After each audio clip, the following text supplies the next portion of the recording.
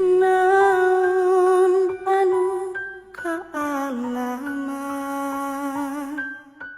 jalan hirup rak lakonan rahayu panuntun indung ngadekeun lembur pakuan.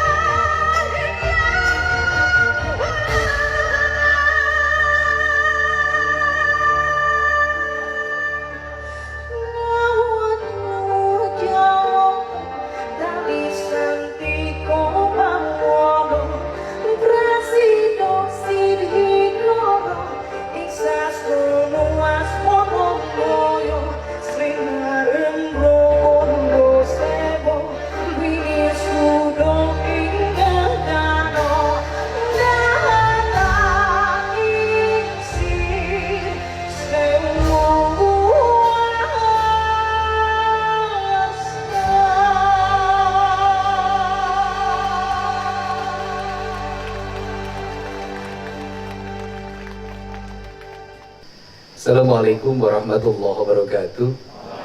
Sampurasun. Malam hari ini kita sangat berbahagia karena akan didoakan dan akan difatwakan seorang tokoh terkemuka yang memiliki kealiman, kearifan, dan menjadi tauladan dalam kepemimpinannya, Pak Menteri Agama. Kita ucapkan tepuk tangan. Terima kasih atas kehadirannya. Belum tentu orang yang arif dan alim dalam ilmu keislaman berani datang di tempat ini, karena nanti di video disebarin. Wah, tapi beliau dari tadi mohon izin, saya mau memvideo. Video aja minta izin, artinya orang punya kealiman. Kalau orang nggak punya kealiman, main video saja. Ucapkan terima kasih, mudah-mudahan di alam yang terbuka ini kita bisa menafakur diri bahwa kita adalah manusia yang sama dan akan kembali ke tempat yang sama. Amin ya rabbal alamin. Dan seluruh jajarannya, kan Pak Kanwil, Pak Staf Ahli Kementerian Agama, pasti berpikir ini adalah lulusan pesantren, kiai atau haji, padahal orang yang memiliki keyakinan Protestan, Kristen Katolik. Tepuk tangan. Nah, jadi kalau lihat Indonesia ini, lihat dari ini penampilan, wah kiai ini, pakai batik, pakai peci, kiai, padahal pendeta. Kemudian semua yang hadir di sini, teman-teman sekretaris daerah, Pak Direktur Utama BJP dan seluruh karyawan. Yang pertama, saya tuh kalau dengar lagu itu selalu berurai air mata, karena saya selalu memaknai dari bait ke bait. Yang pertama saya jelaskan, lagu yang pertama namanya Kidung Siliwangi. Kidung Siliwangi itu adalah kidung kasih sayang. Kidung itu adalah pancaran hati, ucapan rasa yang dibuat dalam lisan yang bertanak tangga nada. Sesungguhnya bercerita tentang apa sih?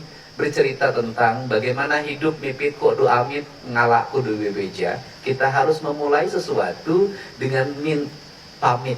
Nah, pamit ini ada dua kan. Yang pertama pamit pada Sang Pencipta, Sang Pemilik seluruh alam semesta, Allah Subhanahu wa Ta'ala. Tetapi di balik itu kita juga harus pamit pada aspek-aspek material yang ada dalam lingkungan kita. Maka nilai pamit itu diterjemahkan dengan tata ruang. Nilai pamit itu diterjemahkan dengan tata bangunan. Nilai pamit itu diterjemahkan dengan izin mendirikan bangunan. Tetapi seluruh kepamitan itu hari ini diterjemahkan menjadi sangat administratif, kemudian sangat teknis, dan dibuat rekayasa untuk menjadi teknis. Yang pada akhirnya kepamitan itu melahirkan kerusakan yang luar biasa.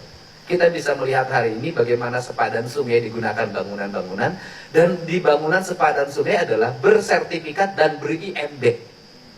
Padahal yang mengeluarkan sertifikat tahu ilmu ukur, tahu ilmu riwayat tanah, yang mengeluarkan IMB juga tahu aturan membuat IMB. Bagaimana birokrasi itu menjadi buta? Bagaimana birokrasi menjadi dibutakan? Apa sih menurut saya yang membuat birokrasi buta dan dibutakan itu? Problemnya cuma satu. Indonesia birokrasinya kehilangan rasa. Kehilangan rasa, kehilangan cinta. Karena kehilangan rasa, kehilangan cinta, maka normatifnya adalah dalam pikirannya tunjangan jabatan harus meningkat, administrasi harus dilaksanakan, diperiksa BPK harus wajar tanpa pengecualian. Itu saja, dan itu kepuasan. Dan ritme birokrasi semuanya mati di situ. Karena mati di situ, saya melihat birokrasi yang mati rasa. Karena birokrasi yang mati rasa, nyaris birokrasi ini tidak melihat apa yang diinjak dan apa yang dituju. Karena tidak paham apa yang diinjak, apa yang dituju, maka bangsa akan kehilangan arah. Kalau bangsa kehilangan arah, maka akan lepas kendali. Siapa generasi yang lepas? Anak-anak kita. Anak-anak kita adalah sudah menjadi generasi yang lepas, dan itu lost generation, maka lahirlah generasi hari ini yang saya di barak militerkan.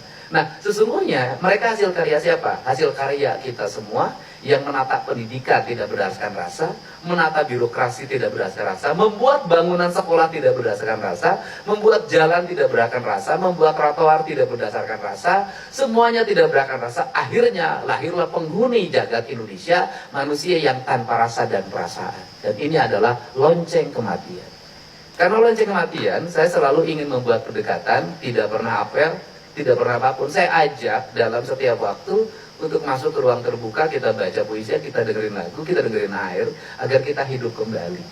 Agar kita hidup kembali. Mari kita hidupkan sesuatu yang telah mati saat ini, agar kematian ini itu berubah menjadi kehidupan. Dan kita termasuk orang-orang yang dibangkitkan. Kalau kata Pak Kiai, dibangkitkannya nanti di alam mahsyar. Sebelum dibangkitkan di alam mahsyar, kita bangkit hari ini dulu deh, gitu kan. Kita bangkit, saya minta ruh-ruh yang ada di Gedung Sate, ruh yang ada di Gedung Pakuan, ruh yang ada di seluruh kantor dinas, di seluruh Jawa Barat, di kantor-kantor KUA, di kantor-kantor Kementerian Agama, di madrasah, di sanawiyah, di aliyah, mudah-mudahan menjadi ruh yang hidup, bukan ruh yang mati. Mudah-mudahan ini harapan saya. Nah, kemudian kedua, dan kemudian sebenarnya Kidung Siliwangi itu bercerita tentang filsafat, tentang teologi. Teologinya apa? Orang Barat itu materialisme, hidup itu mengeksploitasi, membahagiakan kita, menaklukkan.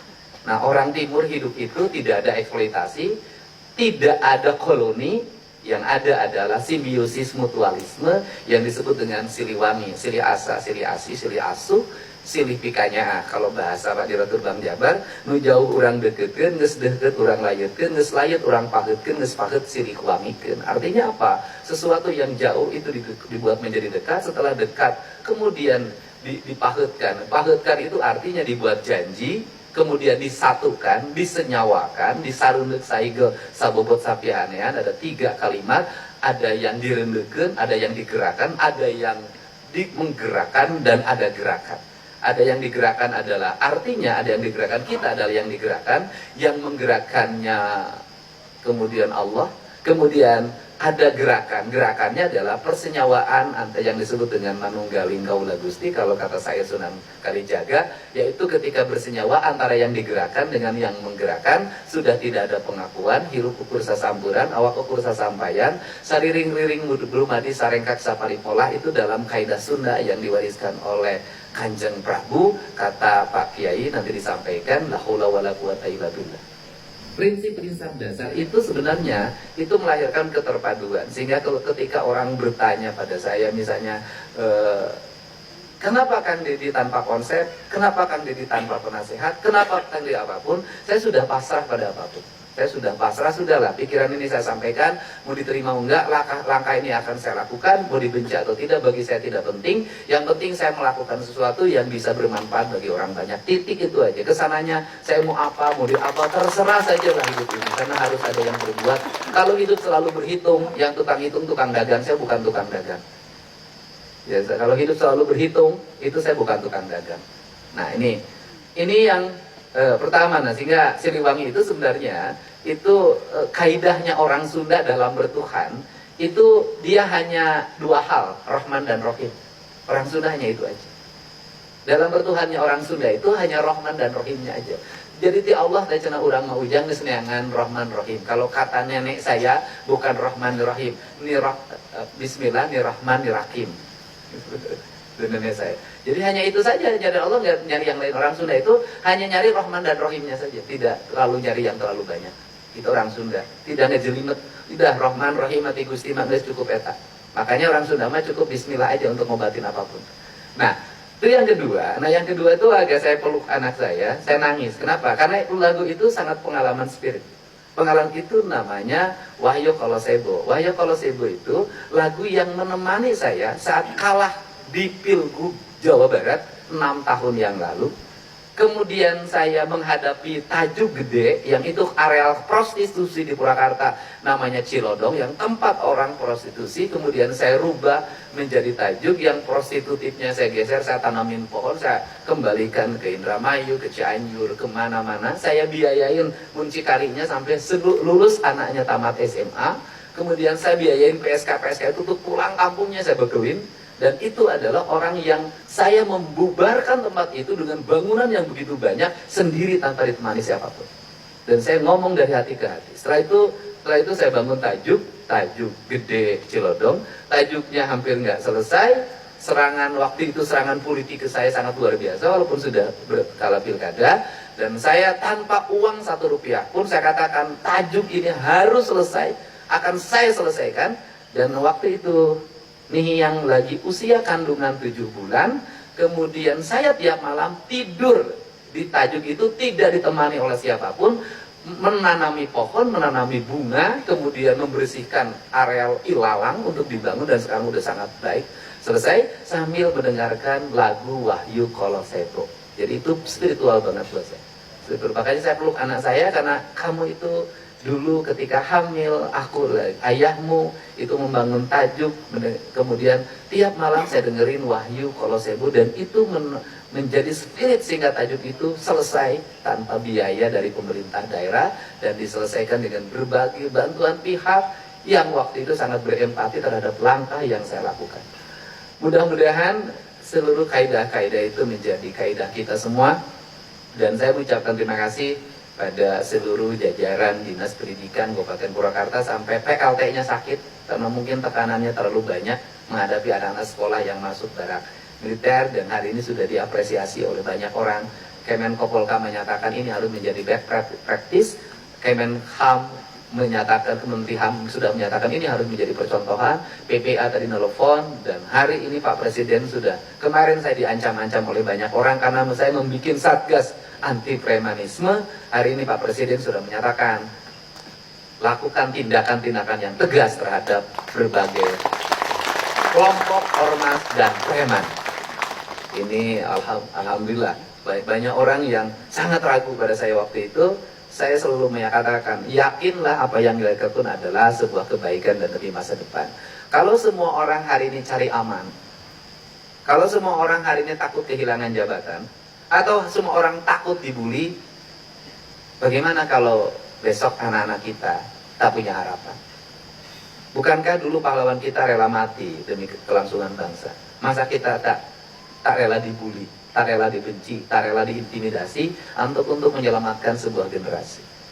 Nah, saya sampaikan kenakalan anak di Jawa Barat, Pak Menteri, sudah sampai pada tingkat akut. Mereka rata-rata tidur jam 4 karena tiap malam mereka main Mobile Legends.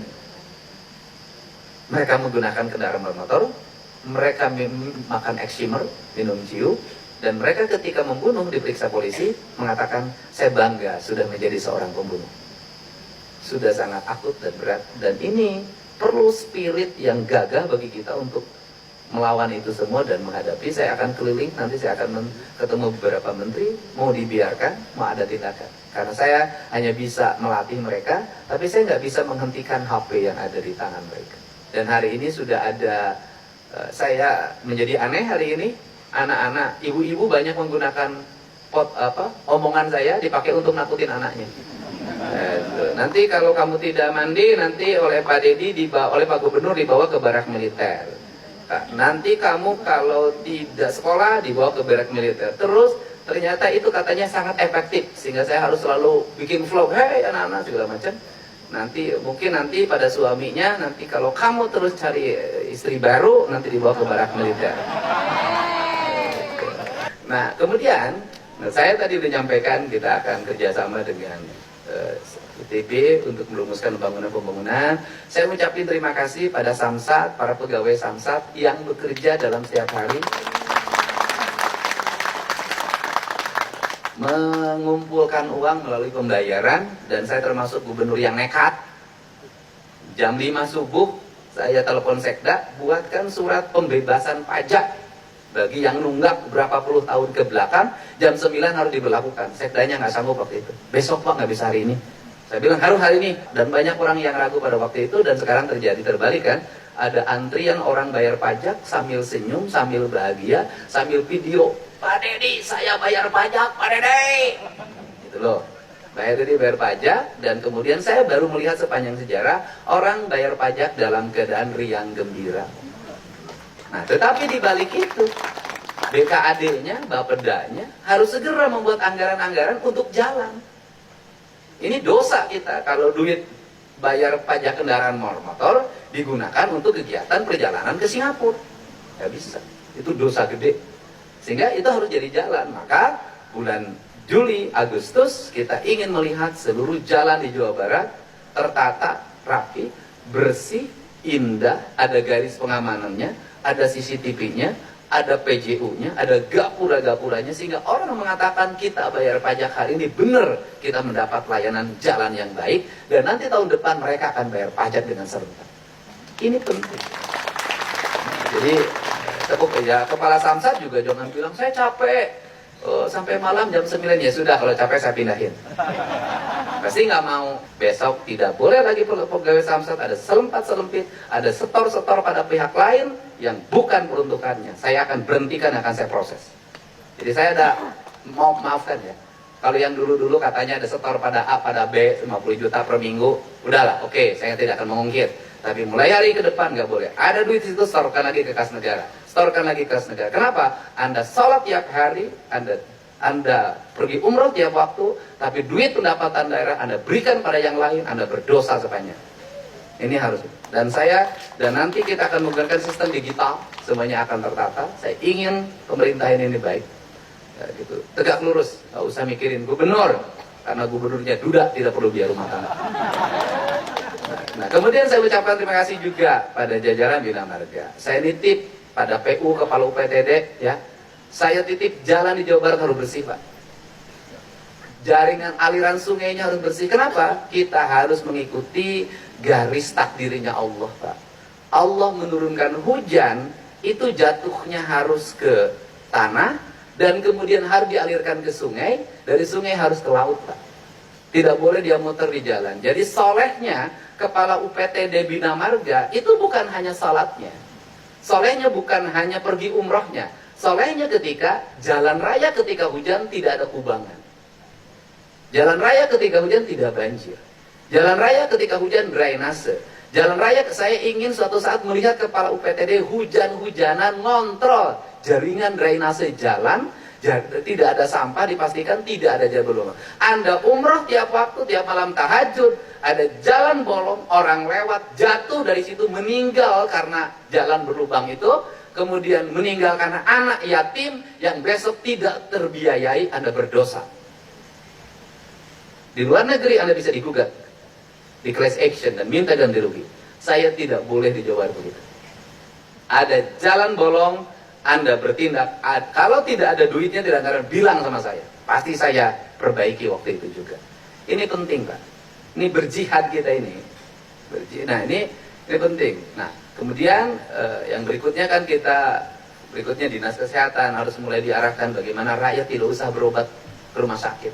Bagaimana rakyat tidak pergi ke puskesmas. Bagaimana rakyat tidak dirawat. Bagaimana bangun pola hidup masyarakat yang sehat dari sejak sekarang. Saya tanpa melebihi apapun ya, semuanya karunia Allah. Saya sudah 20 tahun tidak minum obat, tidak pernah ke dokter, dan selalu sehat. Sampai ditanya, stimulusnya apa? Suplemennya ada? Enggak ada. Saya makan sebagaimana biasa orang, bahkan makan saya dikurangi dibanding orang lain. Stimulusnya cuma satu, saya merdeka. Dan ya kalau ditanya, ya apa sih bahagia saya? Ya inilah bahagia saya. Saya selalu begini, tiap hari nyapu, keliling, ya, tiap hari saya galak kalau pagi-pagi. Kapan Deddy Mulyadi sombong? Jam 5 pagi sampai jam 8, itu sombong. Sombongnya bagaimana? Tidak boleh diganggu. Jalan kaki, olahraga sendiri, naik sepeda sendiri, tidak boleh diganggu. Tadi pagi ada yang dimarahin sama saya. Kenapa? Saya tidak boleh. Ini waktu saya. Di luar itu saya sudah milik semua. Milik diri saya sendiri adalah jam 5 sampai jam 8 pagi. Itu milik saya sendiri. Tidak ada milik orang lain. Kenapa? Bagi saya boleh menyayangi orang lain, saya boleh menyayangi rakyat Jawa Barat, tapi saya tidak mungkin bisa menyayangi rakyat Jawa Barat apabila badan saya sakit. Maka saya harus menyayangi diri saya sendiri. Saya harus memanjakan mata saya, memanjakan telinga saya, memanjakan hidung saya, memanjakan keheningan saya. Jadi hiburan saya cuma satu, hening, sudah hiburan saya. Itu hening, jadi keheningan bagi saya adalah hiburan yang utama. Jadi makanya tempat ini ditata dengan baik. Daripada saya pergi ke Bali bayar, pergi ke puncak bayar, lebih baik di sini saja. Sini bisa ada ikan, tinggal ngambil, ke depan tinggal jalan, dan saya bisa mendidik anak saya dengan pola lah. Itu saja. Mudah-mudahan pertemuan hari pertemuan yang berbahagia, bermanfaat, dan ke depan kita memiliki spirit yang sama. Bahwa Jawa Barat tanah gemah ripah repeh rapi. Mudah-mudahan bisa terwujud dengan gagasan dan pikiran yang dimulai dengan langkah-langkah yang penuh dengan keyakinan. tidak ada yang bisa mengalahkan sebuah keyakinan. Ilmu banyak, ragu tidak akan berhasil. Harta banyak, ragu tidak akan berhasil. Pasukan banyak, ragu tidak akan berhasil. Tapi sendiri punya keyakinan bisa mengalahkan ribuan pasukan. Itu saya yakin. Apalagi saya didukung oleh para kepala OPD yang lulusan ITB, lulusan IPDN, rata-rata doktor, Unpad. Saya lulusan STH Purnawarman Purwakarta yang sekolahnya juga sudah bubar sekarang. Jadi masa gubernurnya lulusan STH yang ITB tidak lebih hebat dari saya. Nah, gitu. Jadi ya, tapi rata-rata ya kepala dinas semuanya walaupun lulusan apapun penyakitnya hiji borangan gitu. Karena ilmu tinggi juga kalau penakut susah, Pak. Punya senjata juga kalau penakut, senjata yang paling modern kalau penakut kamu batu. Nah, itu apalagi sekarang saya punya sekdanya Wanian. Itu sekdanya Wanian. Kenapa sekdanya Wanian? Karena dia saya tahu ingin memperlihatkan diri bahwa dia seorang pemberani ketika di luar rumah. Karena saya tahu kalau di dalam rumah dia adalah seorang yang takluk. Di luar dia mau, di dalam dia meong. Dan ada kabar gembira yang harus ditindaklanjuti buat teman-teman yang BIJB. Nanti Pak Menteri memiliki orientasi bahwa Bandara Kertajati bisa menjadi bandara yang diperuntukkan untuk kegiatan umroh. Kemudian saya tadi ngomong, ya sudahlah, karena memang bisa menggunakan Islamic Center Indramayu itu bagus. Tetapi kalau memang diperlukan harus membuat kawasan di sekitar Kertajati, bangunan tanahnya masih ada, segala macamnya ada, ya sudah nggak apa-apa. Pemerintah provinsi hanya bangun 300 miliar untuk sebuah kawasan tambahan dan itu menghasilkan regulasi, saya nggak ada masalah. 300 miliar kecil bagi APBD Provinsi Jawa Barat. Ya, karena selama ini juga Pemda Provinsi Jawa Barat ngebagi-bagi duit kemana-mana banyak banget triliunan. Terima kasih Pak Menteri, terima kasih. Allahumma muwaffiq. Assalamualaikum warahmatullahi wabarakatuh. Sampai jumpa.